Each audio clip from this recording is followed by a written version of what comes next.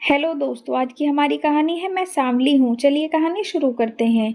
मछली सी आंखों वाली नैना आज फिर से सजाई जा रही थी, लेकिन ये सजना संवरना उसे अच्छा नहीं लग रहा था, क्योंकि ये खुशबू उसके लिए नहीं बल्कि दिखाने के लिए थी। उसकी माँ सुबह से ही उसे हिदायत दिए जा रही थी, ऐसे बैठना, कम बोलना, मुस्कुराना और साथ ही कभी हल्दी, कभी मसूर की दाल तो कभी बादाम का उपटन उसके चेहरे पर मलती जा रही थी। नैना अंदर ही अंदर घुट रही थी, क्योंकि वो जानती थी आज फिर कोई उसे रंग के आधार पर परखेगा। पहले 5-6 लड़के उसे सिर्फ उसकी सांवली त्वचा की वजह से ठुकरा कर जा चुके थे, और आज 7वां लड़का आने वाला था। शाम के 5 बजे मनोज अपने पूरे परिवार के साथ नैना को देखने पहुंचा। इतना बड़े परिवार, जैसे कोई रिश्ता देखने नहीं, मेला देखने आया हो। नैना के माता पिता ने पूरी इज्जत के साथ उनका स्वागत किया और थोड़ी देर बाद नैना को उनके सामने बिठा दिया गया। उसकी नजरें नैना पर थी, जैसे वो कोई इंसान नहीं बल्कि कोई चीज हो। मनोज, जो खुद साधारण शक्ल सूरत का था, वो भी नाक भौं सिकोड़ते हुए नैना को देख रहा था। कुछ देर की चुप्पी के बाद मनोज की माँ बोली, बेटा, रोज मलाई में हल्दी मिलाकर लगाया कर, रंग साफ हो जाएगा। ये सुनते ही नैना के अंदर कुछ टूट गया। इस बार उसने चुप रहने का फैसला नहीं किया। नैना ने धीरे से सर उठाया और पहली बार अपनी आवाज उठाई, आंटी जी, अगर इंसान की कीमत सिर्फ रंग से होती तो भगवान हमें एक ही रंग का बनाता। कमरे में सन्नाटा सा छा गया। नैना आगे बोली, मैं सांवली हूँ, लेकिन मुझे खुद पर शर्म नहीं आती। शायद अब आपको अपनी सोच पर सोचने की जरूरत है। इतना कहकर नैना उठी और अंदर चली गई। उस दिन पहली बार किसी ने रिश्ता टूटने का डर छोड़कर अपनी इज्जत को चुना था। नैना के कमरे में जाते ही पूरा घर सन्नाटे में डूब गया। मनोज की माँ का चेहरा तमतमा गया। देखा जी, आजकल की लड़कियां कितनी बदतमीज हो गई हैं।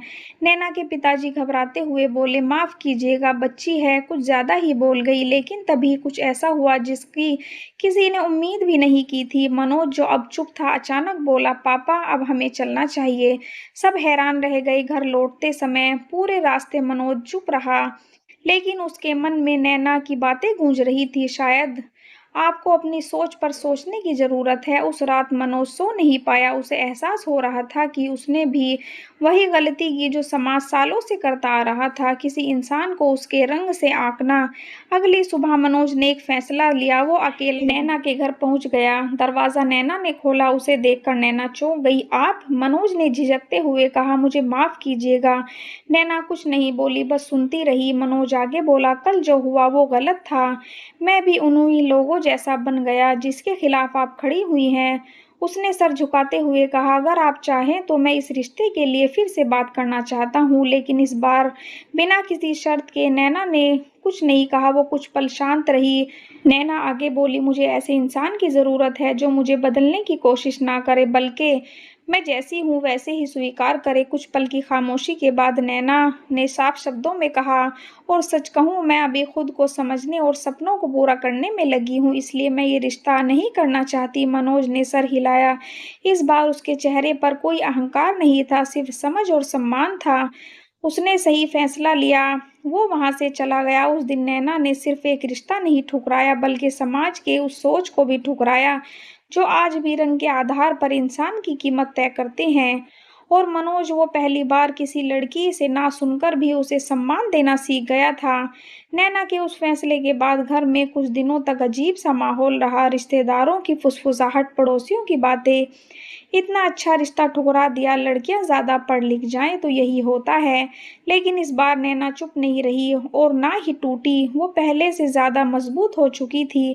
एक शाम नैना अपनी माँ के पास बैठी थी और धीरे से बोली, मम्मी, मैं आगे पढ़ना चाहती हूँ, कुछ बनना चाहती हूँ, ताकि मुझे कोई देखने के लिए न सजाए बल्कि मेरे काम के लिए लोग मुझे पहचाने। माँ ने पहली बार बिना कुछ कहे उसके सर पर हाथ फेरा। शायद उन्हें भी समझ आ गया था कि उसकी बेटी अब रिश्ता नहीं, अपनी पहचान बनाना चाहती है। दिन बीतते गए। नैना ने मेहनत शुरू कर दी। कुछ दिन के बाद देर तक पढ़ाई की, कभी कंप्यूटर की तैयारी, कभी खुद को निखारने की कोशिश। धीरे धीरे वही लोग जो उसे रंग पर सवाल उठाते थे, अब उसकी मेहनत की तारीफ करने लगे थे। कुछ महीनों बाद नैना को एक अच्छी नौकरी मिल गई। उस दिन जब वो पहली बार ऑफिस जाने के लिए तैयार हुई, उसने आईने में खुद को देखा।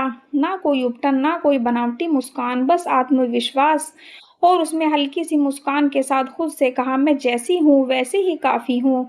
उधर मनोज भी बदल चुका था। उसने अब किसी लड़की को देखने से पहले उसकी सोच और सपनों को समझना शुरू कर दिया था। एक दिन किसी काम से दोनों का आमना-सामना हुआ। इस बार ना कोई झिझक थी, ना कोई अहंकार।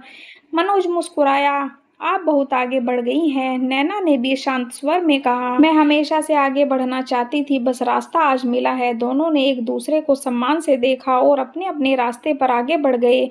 कहानी का यही अंत नहीं हुआ, बल्कि शुरुआत है एक नई सोच की, जहाँ रंग नहीं काबिलियत मायने रखती है और रिश्ते नहीं आत्मसम्मान सबसे पहले आता है। कहानी आपको कैसी लगी हमें ज़रूर बताएं। पसंद आई हो तो लाइक शेयर एंड सब्सक्राइब करें। Thank you.